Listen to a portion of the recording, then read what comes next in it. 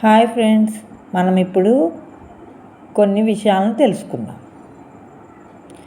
మొసలి నాలుక చాపలేదు. ష్రింప్ చేప గుండె దాని తలలో ఉంటుంది. తుమ్మినప్పుడు గుండెతో సహా శరీరంలోని జీవక్రియలన్నీ 1 మైక్రోసెకండ్ సమయం పాటు ఆగిపోతాయి. పందులు తలెత్తి పైకి చూడలేవు. గర్భంతో ఉన్న గోల్డెన్ ఫిష్ను ట్విట్ అంటారు. ఎలుకలు, గుర్రాలు వాంతి చేసుకోలేవు.